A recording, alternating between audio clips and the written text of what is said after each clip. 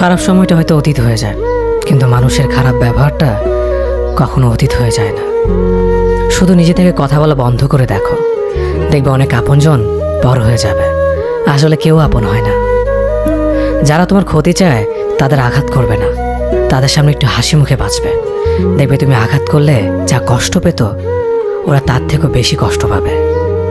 যত মিশবে ততই মানুষ চিনবে, অভিনয় যে কত প্রকার হয় তা বুঝতে পারবে।